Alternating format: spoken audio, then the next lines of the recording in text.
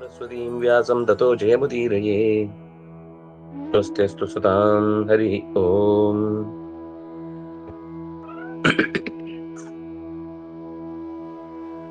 देवं नारायणं नत्वा सर्वदोषविवर्जितं परिपूर्णं गुरुंष्टान् गीतार्थं वक्ष्यामि लेशतः।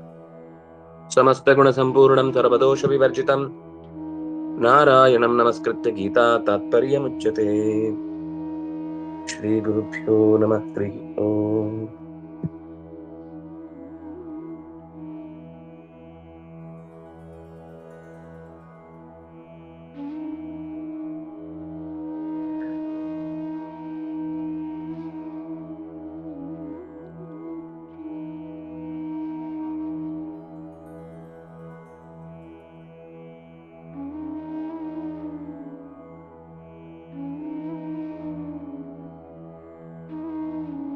ಈ ಶರೀರದ ಸಮಗ್ರ ಚಿತ್ರಣವನ್ನ ಕೊಟ್ಟು ಆ ಚಿತ್ರಣದ ನಿಯಾಮಕ ಶಕ್ತಿ ಅದು ರೂಪುಗೊಂಡದ್ದು, ಅದು ನಡೀತಾ ಇರುವುದು, ಕೊನೆಗೆ ತನ್ನ ಸ್ಥಾನದಿಂದ ಚ್ಯುತಿಗೊಳ್ಳುವುದೆಲ್ಲವೂ ಕೂಡ ಭಗವಂತನದ್ದೇ ಕೈಭಾರ ಅಂತ ನಾವು ನೋಡಿದ್ವಿ. ಈ 5 ಮತ್ತು 6ನೇ ಶ್ಲೋಕದಲ್ಲಿ ಏನ್ ಹೇಳಿದ್ರು ಅದು ಬಹುಶಃ ಅರ್ಥ ಮಾಡ್ಕೊಳ್ಳಿಕ್ಕೆ ಒಂದು 10 ವರ್ಷ ಬೇಕು. ಅಂದ್ರೆ ಅಭಿಪ್ರಾಯ ಹೇಳಿದ್ದು ಅದರ ಅನುಸಂಧಾನ ಮಾಡಿ ಅನುಭವ ಪಡಿಲಿಕ್ಕೆ. ಶಬ್ದಾರ್ಥ ನಮ್ಗೆ ಈಗ್ಲೂ ಆಗಿದೆ, ಆದ್ರೆ ಈಗಾಗಿದ್ದು ಕೇವಲ ಒಂದು ಮುಖ ಮಾತ್ರ. ಇನ್ನೊಂದು ಮುಖದ ಚಿಂತನೆ ನಾವು ಬಿಟ್ಟಿದ್ವಿ. ಕೇವಲ ನಾವು ಭೌತಿಕವಾದ ಶರೀರವನ್ನ ಮಾತನಾಡಿಸಿದ್ವಿ. ಒಂದು ವಸ್ತು ಸೃಷ್ಟಿಯಾಗುವಾಗ ಬರೀ ಭೌತಿಕವಾದ ಶರೀರ ಸೃಷ್ಟಿಯಾಗುವುದಲ್ಲ, ಅದರ ಜೊತೆಗೆ ಅದರ ದೈವಿಕ ಮುಖ ಅಥವಾ ದೇವತಾ ನಿಯಾಮಕ ಶಕ್ತಿಗಳ ಮುಖವು ಕೂಡ ಅಲ್ಲಿ ಇದೆ. ಮಹಾಭೂತಾನ್ಯಹಂಕಾರೋ ಬುದ್ಧಿರೋ ವ್ಯಕ್ತಮೇವ ಚ ಇಂದ್ರಿಯಾಣಿ ದಶೈಕಂಚ ಪಂಚಚೇಂದ್ರಿಯ ಗೋಚರಾಃ ಇಚ್ಛಾ ದ್ವೇಷ ಸುಖಂ ದುಃಖಂ ಸಂಘಾತಶ್ಚೇತನಾ ಧೃತಿಃ ಏತಕ್ಷೇತ್ರಂ. ಇದಿಷ್ಟು ಕ್ಷೇತ್ರ ಸಮಾಸೇನ. ಇದು ಸವಿಕಾರ, ಇದು ವಿಕಾರದಿಂದ ಕೂಡಿತ್ತು. ಇದನ್ನ ಶಾಸ್ತ್ರಕಾರರು ಹೀಗೆ ಒಟ್ಟು ಮಾಡಿ ಹೇಳಿದ್ದಾರೆ. ಈಗ ಮಹಾಭೂತಗಳು ಅಂತಂದಾಗ ಮಣ್ಣು, ನೀರು, ಗಾಳಿ, ಬೆಂಕಿ, ಆಕಾಶ. ಮಣ್ಣಿಗೆ ಸಂಬಂಧಪಟ್ಟಂತೆ ಧರಾದೇವಿ, ನೀರಿಗೆ ವರುಣ, ಬೆಂಕಿಗೆ ಅನಲ ಅಥವಾ ಅಗ್ನಿ, ಗಾಳಿಗೆ ವಾಯುಪುತ್ರನಾದಂತಹ ಮರೀಚಿ, ಆಕಾಶಕ್ಕೆ ಅಥವಾ ಭಾನುವಿಗೆ ಭಾನು ಬೇರೆ ಭಾನು ಬೇರೆ. ಭಾನು ಅಂದ್ರೆ ಆಕಾಶ, ಭಾನು ಅಂದ್ರೆ ಸೂರ್ಯ. ಒಂದು ಅಕ್ಷರ ವ್ಯತ್ಯಾಸ ಆಯ್ತು ಅಂದ್ರೆ ಅಥವಾ ಅಲ್ಪಪ್ರಾಣ ಮಹಾಪ್ರಾಣ ವ್ಯತ್ಯಾಸ ಆಯ್ತು ಅಂದ್ರೆ ಅರ್ಥ ಬೇರೆ ಆಗುತ್ತೆ. ಭಾನು ಅಂದ್ರೆ ಆಕಾಶ, ಭಾನು ಅಂತ ಮಹಾಪ್ರಾಣ ಬಂದ್ರೆ ಅದು ಸೂರ್ಯ. ವಿನಾಯಕ ಇದಕ್ಕೆ ಈ ಆಕಾಶ ಅನ್ನುವ ಭಾನು ಪ್ರತಿಪಾದ್ಯನಾದವನು ಅಥವಾ ಅಲ್ಲಿ ನಿಯಾಮಕನಾದವನು ವಿನಾಯಕ. ಇದು ಮಹಾಭೂತಗಳು, ಪಂಚಭೂತ. ಮಹತ್ತತ್ವದಿಂದ ಕೂಡಿದ ಅಹಂಕಾರವನ್ನ ತೆಗೆದುಕೊಂಡ್ರೆ ಮಹತ್ತತ್ವಕ್ಕೆ ಚತುರ್ಮುಖ, ಅಹಂಕಾರ ತತ್ವಕ್ಕೆ ಶಿವ, ಬುದ್ಧಿ ತತ್ವಕ್ಕೆ ಪಾರ್ವತಿ, ಮೂಲ ಪ್ರಕೃತಿಯಾದಂತಹ ಶ್ರೀ ಅವ್ಯಕ್ತ ಅನ್ನುವ ಶಬ್ದದಿಂದ ಪ್ರತಿಪಾದ್ಯಳು. ಇಂದ್ರಿಯಾಣಿ, ಇಂದ್ರಿಯಗಳು 10. ಕಿವಿ ಹುಟ್ಟುವಾಗ ಅದರ ಜೊತೆಗೆ ಚಂದ್ರ ಹುಟ್ಟಿದ್ದಾನೆ. ತೊಗಲು ಚರ್ಮ ಹುಟ್ಟುವಾಗ ಅದರ ಜೊತೆಗೆ ವಾಯುಪುತ್ರನಾದ ಮರುತ್ತಿದ್ದಾನೆ. ಕಣ್ಣು ಉದಿಸುವಾಗ ಅದರೊಟ್ಟಿಗೆ ಸೂರ್ಯ ಹುಟ್ಟಿದ್ದಾನೆ. ನಾಲಿಗೆ ಅಸ್ತಿತ್ವ ಪಡ್ಕೊಳ್ಳುವಾಗ ಅದರಲ್ಲಿ ಮತ್ತೆ ವರುಣ ಕಂಡಿದ್ದಾನೆ, ಜೊತೆಗೆ ಬುಧನು ಇದ್ದಾನೆ. ಮೂಗು ಆವಿರ್ಭವಿಸುವಾಗ ಅಶ್ವಿದೇವತೆಗಳು ಬಂದಿದ್ದಾರೆ. ಬಾಯಿ ವ್ಯಕ್ತಗೊಳ್ಳುವಾಗ ಅಗ್ನಿ ಹುಟ್ಟಿದ್ದಾನೆ. ಕೈಗಳು ಅದರಲ್ಲಿ ಪ್ರಧಾನವಾಗಿ ವಾಯುಪುತ್ರರಿದ್ದಾರೆ, ಇಂದ್ರ ಇದ್ದಾನೆ. ಕಾಲುಗಳು ಅದಕ್ಕೆ ಜಯಂತನ ಮಕ್ಕಳಾದಂತಹ ಬಲಗಾಲಿಗೆ ಯಜ್ಞ, ಎಡಗಾಲಿಗೆ ಶಂಭು. ಪಾಯು ಅಂತಂದ್ರೆ ಮಲ ವಿಸರ್ಜನ ದ್ವಾರಕ್ಕೆ ಯಮ. ಉಪಸ್ಥ ಅಂದ್ರೆ ಮೂತ್ರ ಪ್ರಸಾರ ಆಗುವಂತಹ ಜಾಗ, ಅಲ್ಲಿಗೆ ಶಿವ. ಹೀಗೆ 10 ಇಂದ್ರಿಯಗಳ ನಿಯಾಮಕರನ್ನು ಕೂಡ ಇಲ್ಲಿ ನೆನೆಸಿದ ಹಾಗಾಯ್ತು. ಇದರ ಮೇಲೆ 11ನೆಯ ಮನಸ್ತತ್ವ ಅದನ್ನ ನಿಯಂತ್ರಿಸುವವರು ಬಹಳ ಜನ ಇದ್ದಾರೆ, 14-15 ಜನ ಇದ್ದಾರೆ. ಪ್ರಧಾನವಾಗಿ ಇಂದ್ರ, ಕಾಮ ಮತ್ತು ಅನಿರುದ್ಧ.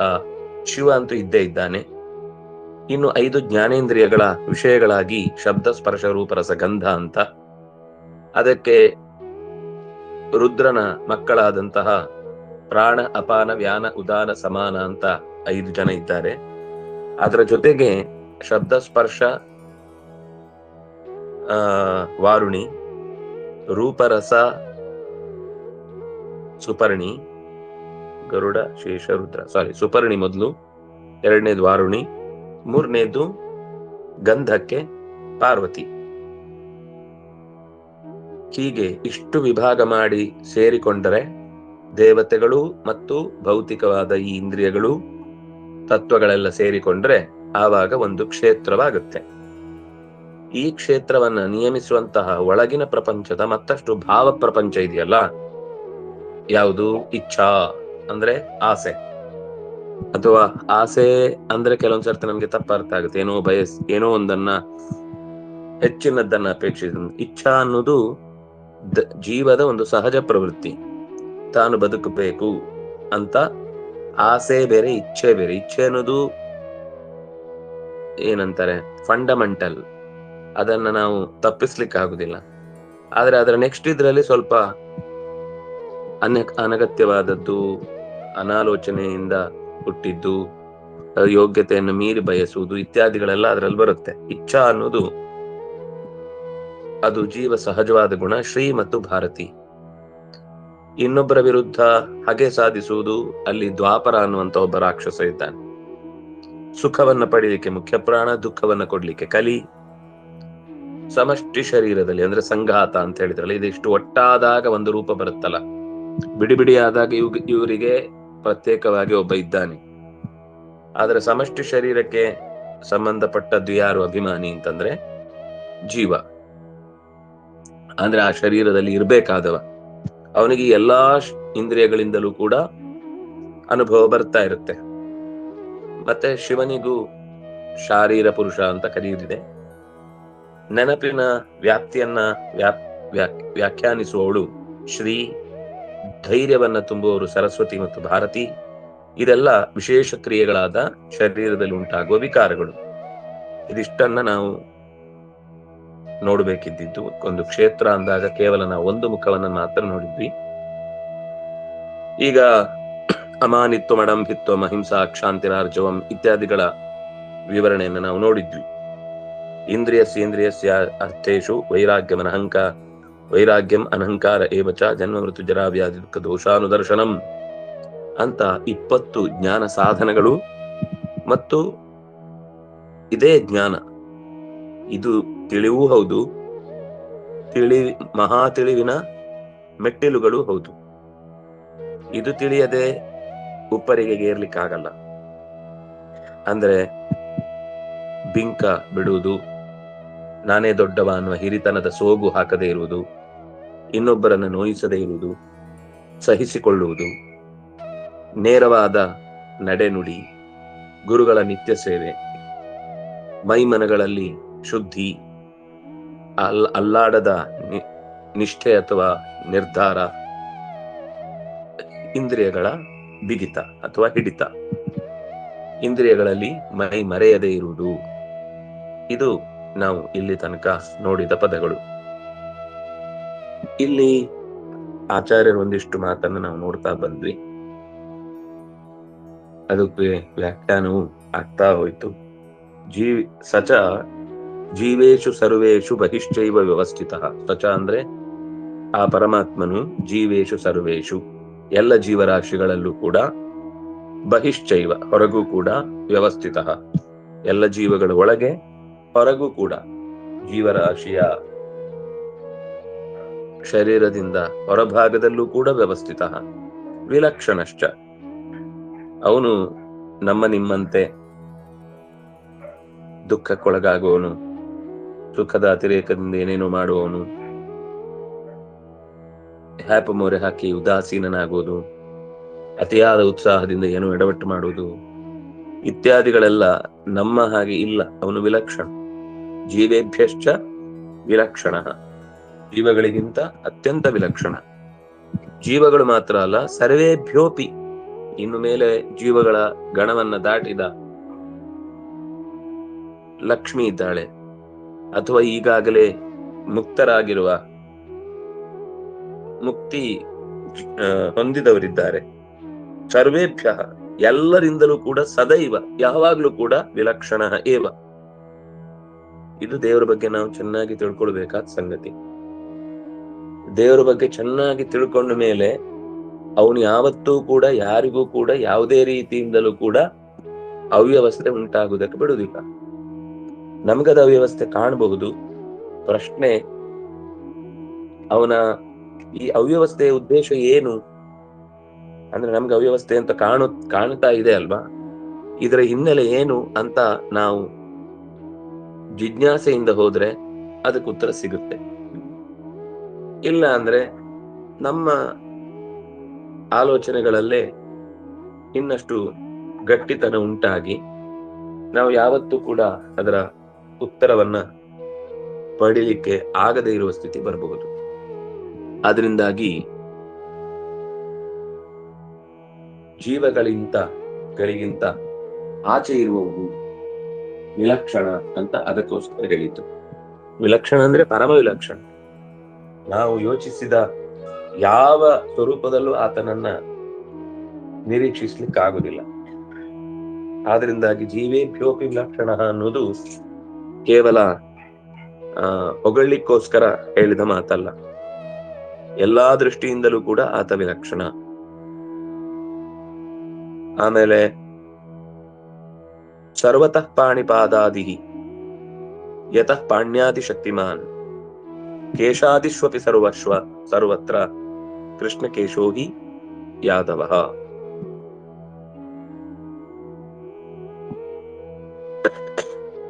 ಅವನಿಗೆ ಎಲ್ಲಾ ಕಡೆ ಕೈಗಳಿವೆ. ಎಲ್ಲಾ ಕಡೆ ಕೈ ಇದೆ ಅಂದ್ರೆ ನೀವು ಮುಂದೆ ಹೋಗ್ತಾ ಇದ್ದೀರಾ, ಅಲ್ಲೇ ಇದೆ.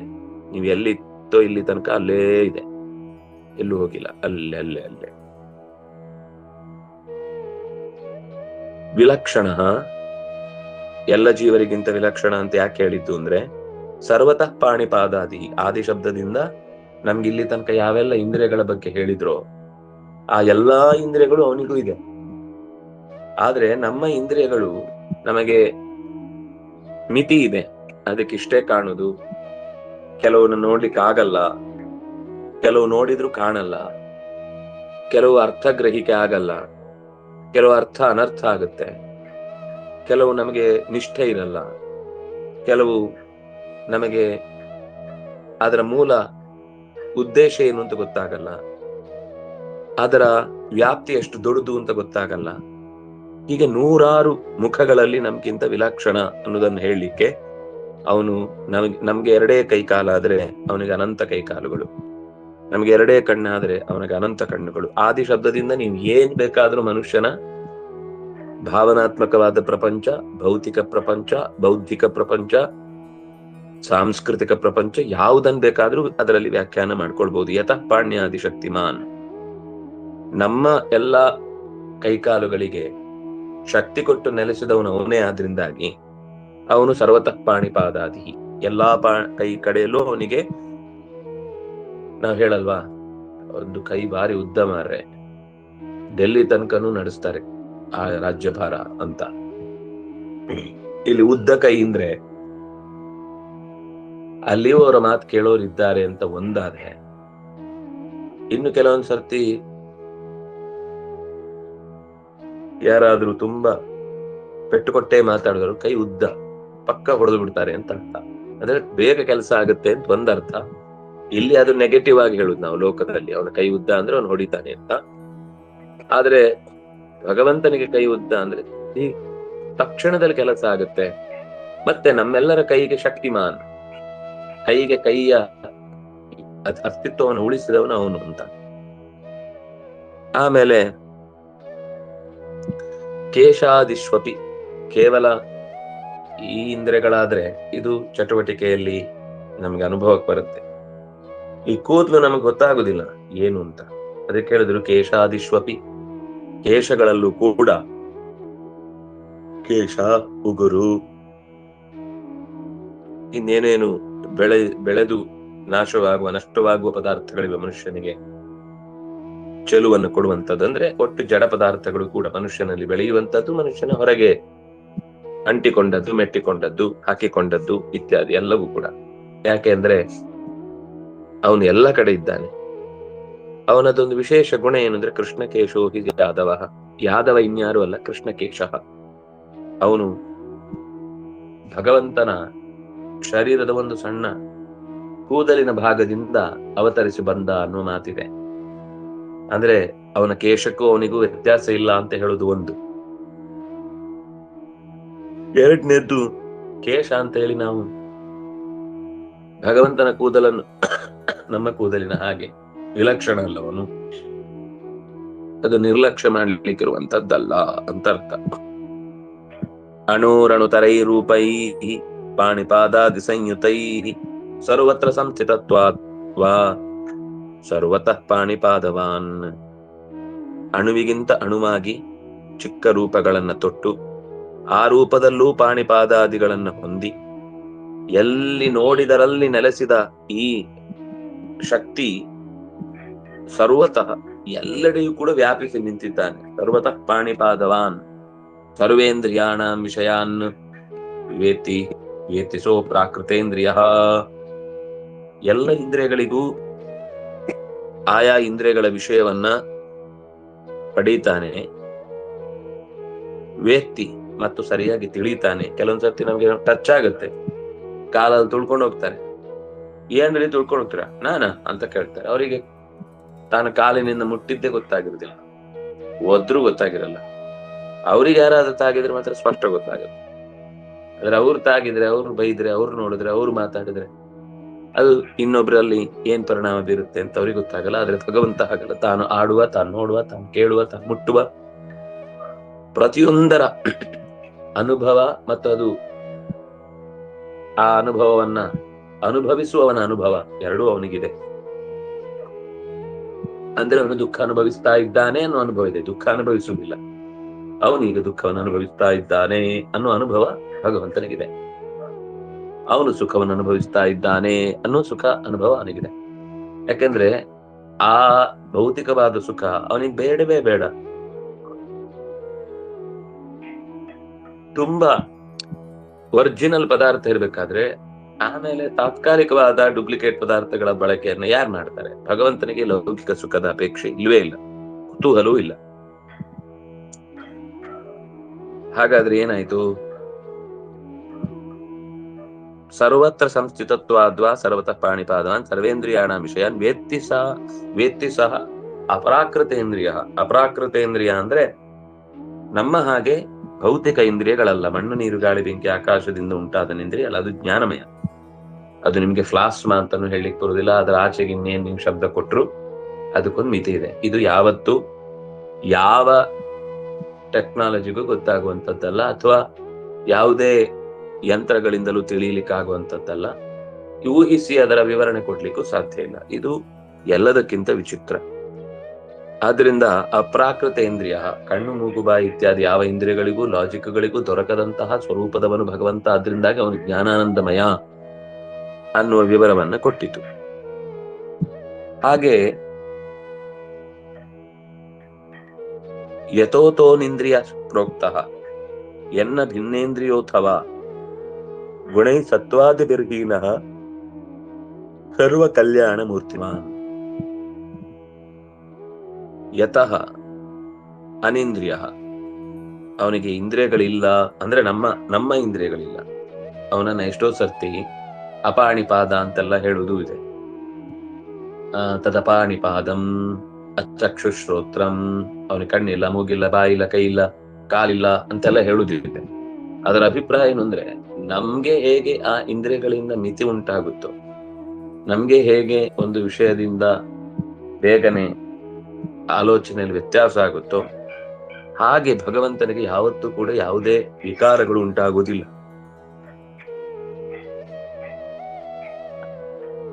ಅವನಿಗೆ ಇಂದ್ರಿಯಗಳ ಬಂಧನ ಇಲ್ಲ. ಅದರಿಂದ ಅವನ ಅನಿಂದ್ರಿಯ ಅಂತಾನೆ ಹೆಸರು ಅವನಿಗೆ. ಭಿನ್ನೇಂದ್ರಿಯೋತ್ಸವ ಅಥವಾ ಅವನಿಗೆ ಇಂದ್ರಿಯಕ್ಕಿಂತ ಶರೀರಕ್ಕಿಂತ ಭಿನ್ನವಾದ ಒಂದು ಇಂದ್ರಿಯ ಅಂತಿಲ್ಲ, ಆದ್ರಿಂದ ಅನಿಂದ್ರಿಯ. ಕಣ್ಣಿನಿಂದ ನೋಡ್ಬೋದು ಅಂತ ನಮ್ಗೆ ಲೋಕದಲ್ಲಿ ಕಲ್ಪನೆ ಇದ್ರೆ ಭಗವಂತನ ಕಣ್ಣಿನಿಂದ ಓಡ್ಬೋದು. ಭಗವಂತನ ಇಂದ್ರಿಯಗಳ ಬಗ್ಗೆ ನಮಗೆ ಎಷ್ಟು ತಿಳುವಳಿಕೆ ಬಂದ್ರೂ ಅದು ಕಮ್ಮಿ. ಗುಣೈಹಿ ಸತ್ವಾಧಿರ್ಹೀನ. ಮತ್ತೆ ಯಾಕೆ ಹಾಗೆ ಅಂದ್ರೆ ಈ ಮಣ್ಣು ನೀರು ಗಾಳಿ ಬೆಂಕಿ ಆಕಾಶದ ಉತ್ಪತ್ತಿಗೆ ಕಾರಣ ಯಾವುದು ತ್ರಿಗುಣಗಳು, ಸತ್ವ ರಜಸ್ ತಮಸ್ಸು. ಅದರ ಕಾಂಬಿನೇಷನ್ ನಿಂದ ನಮ್ಗೆ ಎಷ್ಟೋ ವಿಷಯಗಳು ಹಾಗೆ ಹೀಗೆ ಅಂತೆಲ್ಲ ಗೊತ್ತಾಗುವಂಥದ್ದು. ಆದ್ರೆ ಭಗವಂತ ಆ ಕಾಂಬಿನೇಷನ್ ತ್ರಿಗುಣಗಳ ಕಾಂಬಿನೇಷನ್ ಅನ್ನು ಮೀರಿದವನಾದ್ರಿಂದಾಗಿ ನಮ್ಗೆ ಈ ಲೋಕದಲ್ಲಿ ಹೇಳಿದ ಎಷ್ಟೋ ಸಂಗತಿಗಳು ಇನ್ನೂ ತಲೆಗೆ ಹೋಗಲ್ಲ.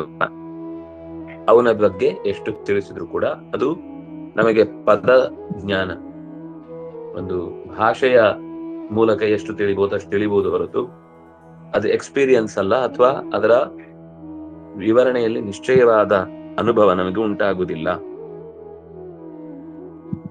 ಗುಣೈ ಸತ್ವಾದಿರ್ಹೀನ ಆದ್ರೆ ಸರ್ವ ಕಲ್ಯಾಣ ಮೂರ್ತಿಮಾನ್. ಸತ್ವಾದಿ ಗುಣಗಳಿಂದ ಹೀನ, ಆದ್ರಿಂದ ನಿರ್ಗುಣ. ಸರ್ವ ಕಲ್ಯಾಣ ಮೂರ್ತಿಮಾನ್, ಎಲ್ಲ ಬಗೆಯ ಕಲ್ಯಾಣ ಗುಣಗಳಿಂದ ತುಂಬಿದವ. ಅನ್ಯಥಾ ಭಾವರಾಹಿತ್ಯಾತ್ ಅಚರಶ್ಚರ ಏವಚ ಚರಣಾತ್ ಸರ್ವದೇಹೇಶು ದೇಶೇಶು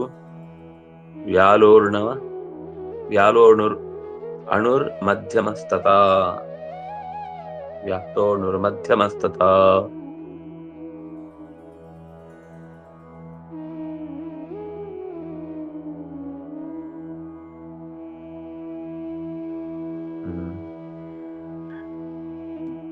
ಅನ್ಯಥಾ, ಒಂದು ವೇಳೆ ಅವನಲ್ಲಿ ಪ್ರಾಕೃತವಾದ ಗುಣ ಇದ್ದಿದ್ರೆ ನಾವು ಯೋಚಿಸುವ ಹಾಗೆ ಅವನು ಕೂಡ ಎಲ್ಲೆಲ್ಲೋ ಯೋಚಿಸಿ ಬಿಡ್ತಿದ್ದ. ಅಷ್ಟೇ ಅಲ್ಲ, ಈ ಚರಾಚರ ಪ್ರಪಂಚಕ್ಕೆ ಯಾವುದೇ ಭಾವನೆಯೂ ಇರ್ತಿರ್ಲಿಲ್ಲ, ಅವನು ಇರ್ಲಿಲ್ಲ ಅಂದ್ರೆ.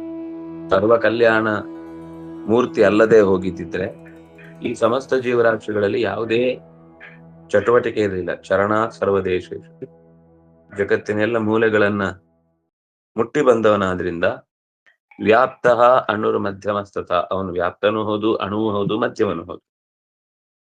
ಎಟ್ ಎ ಟೈಮ್ ಅವನ್ ಬೇಕಿದ್ರೆ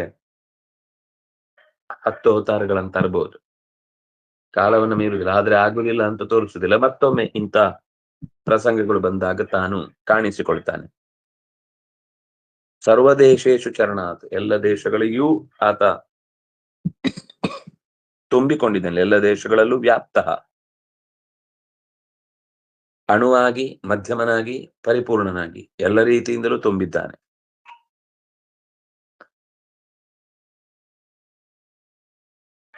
ಸರ್ವಗತ್ವಾತ್ ಸಮೀಪೇಚ ದೂರೇ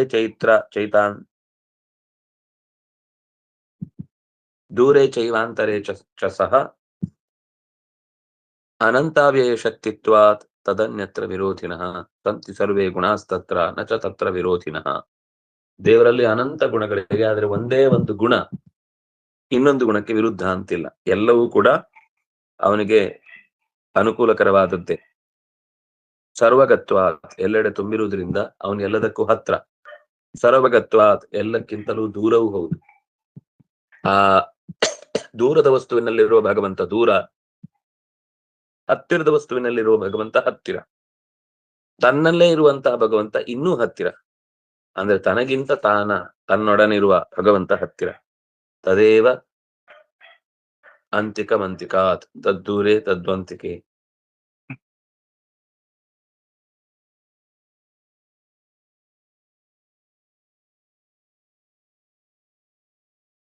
ಸರಿ, ಇಲ್ಲಿಗೆ ಜೀವ ಸ್ವರೂಪದ ಬಗ್ಗೆ ನಿರೂಪಣೆ ಮಾಡಿದ್ರು. ಇನ್ನು ಕ್ಷೇತ್ರಜ್ಞನಾದ ಪರಮಾತ್ಮನ ಚಿತ್ರಣವನ್ನು ಕೊಡ್ತಾರೆ. ಮತ್ತೆ ನಾಳೆಯ ಚಿಂತನೆಯಲ್ಲಿ ಅನುಸಂಧಾನ ಮಾಡೋಣ ಅಂತ ಹೇಳ್ತಾ ಶ್ರೀಹರಿ ಪ್ರಿಯತಾಂ ಕೃಷ್ಣ ಅರ್ಪಣಮಸ್ತು. ನಾಳೆ ಅಕಸ್ಮಾತ್ ಆಗದೆ ಇದ್ರೆ ತಿಳಿಸ್ತೇನೆ.